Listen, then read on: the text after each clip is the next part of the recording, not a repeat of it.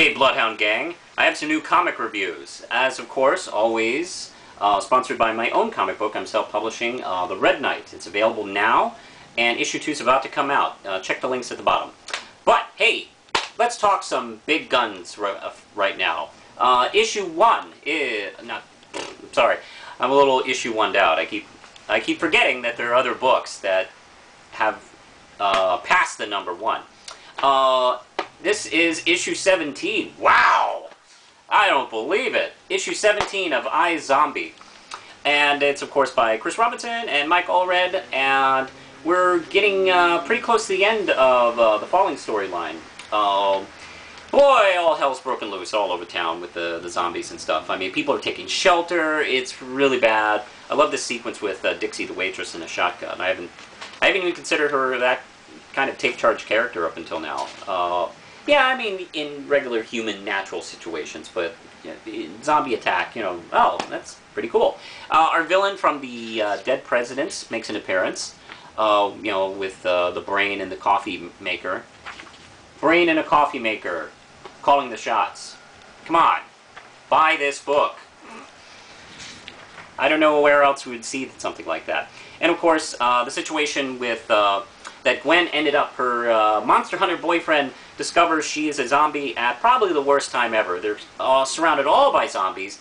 There's the Dead Presidents and the Monster Slayer's buddies right there. And they go, "Hey, you're a zombie?" And it's like, "Hey, you have to kill her." Let's see, what's his name? Horatio? Horatio? Not Horatio? Anyway. Not a good situation for anybody. This is not, one of those things where you have a secret from your, your love, and you're kind of waiting for the right time to tell them, and boy, this is not that time. And, excellent stuff. I love this map. That's one of the things I love about this series. It does cool, fun little things like here in the middle of, a story, and I haven't seen stuff like this in a comic in forever, because everybody's so busy trying to be cool. And they forget, this is cool too.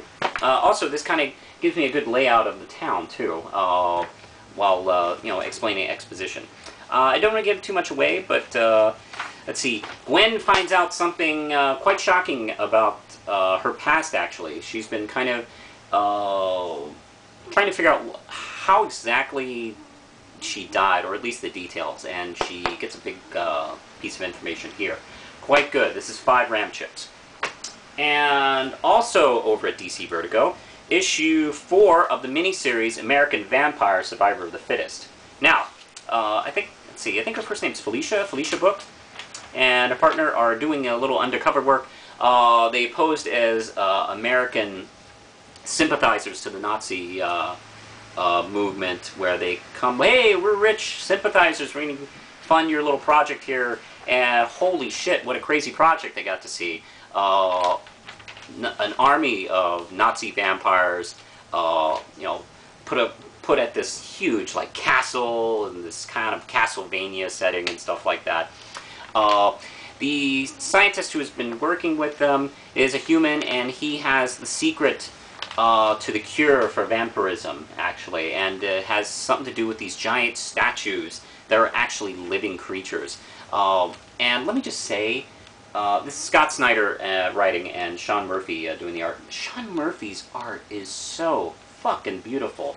I love the way he lays out pages and scenes along with characters, and the way Book looks in, some of these scenes, it's just so cool. And just the way the action comes across. I really, really want to see this guy keep doing comics over and over again. All sorts of books. Man, what a great, exciting book this is. If you haven't read Survival of the Fittest miniseries, go back and buy issues 1 through this one, 4. This is really great. I highly recommend it. And especially if you haven't picked up the American Vampire series yet, this is a good way to jump in. You don't really need to know anything. 5 RAM chips. And Angel in Faith, number 1. Here's another number 1. Let's see, by Christos Gage, Rebecca Isaacs, executive producer Josh Weirden? Who is this guy? Oh well.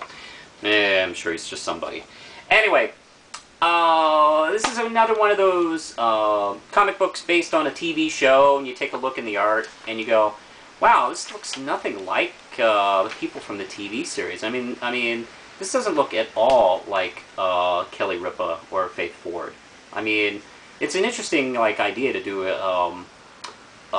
Wait, I'm being told this isn't a comic based on hope and faith. This is Angel and Faith from the Buffy show. Sorry.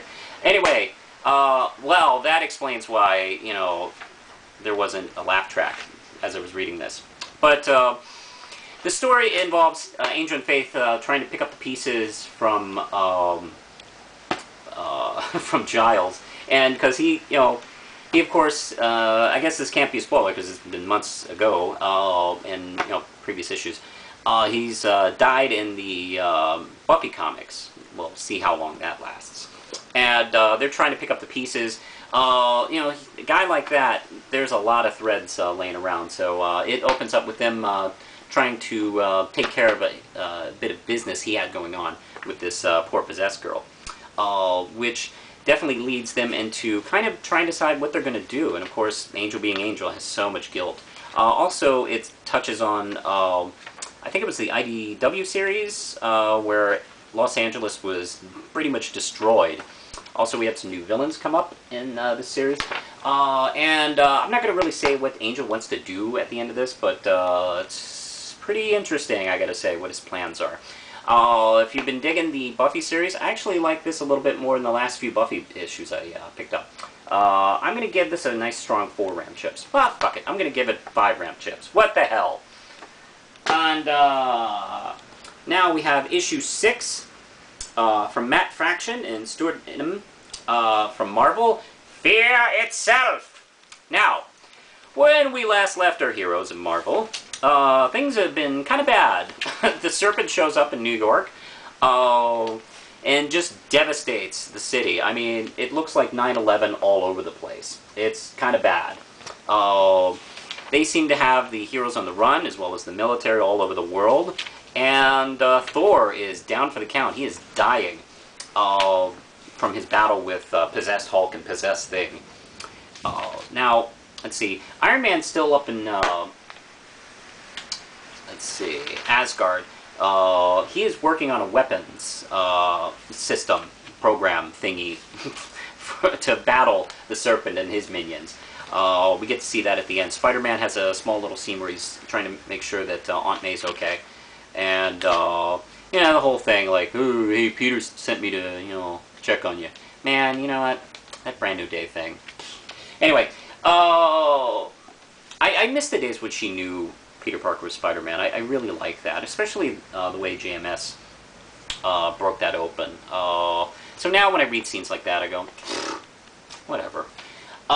So, now where are we? We have Tony Stark finally getting that weapons thing in line, and Captain America has this great scene. I love it when he shows up in, I think it's Nebraska, where Asgard is planted. He goes to defend the line, and he shows up with all these rednecks who are talking tough the whole time, like, hey, and then, they take off because they're actually pussies. And he faces off with the Serpent and his minions with only a shotgun. God, what a great, cool moment. Kind of digging this book for the most part. I think this one's a nice, good setup for the big conclusion. That's the next issue. I'm going to give this particular issue 4 RAM chips. Really strong 4 RAM chips. Just barely missing 5. Now, Spawn from Image by the usual gang. John Jeff, Todd McFarlane, Will Carton, Simon Kutransky, and that's it. That's basically the main group. 4 creators. That's not so bad. I will say Kutransky's art is just, as usual, just wonderful, atmospheric, and it really does build the tension. You really do feel the weight of Spawn's problems on all these characters. When it comes, there's like really kind of realistic scenes like here, and then when it kind of explodes, like at the end here, between Jim, who's the new Spawn, and Clown, he really kind of, just opens it up. Excellent work. My problem is just maybe the pacing in this issue. It's one more issue of characters trying to figure out what's going on, and we've seen Spawn comics. We kind of know what's going on. So I don't know. Maybe just a little more would have been nice for this issue, because frankly, until the end, it's kind of a little dull. Sorry. But I'm going to give this one a 3 Ram Chips. Not the best one I've read since I started up again. Although, at the end, the conclusion does seem to promise that we're going to have a pretty cool 212. But this is a 211, so I'm giving it 3 Ram Chips. I think that's it for now, so push the button, Lindsay.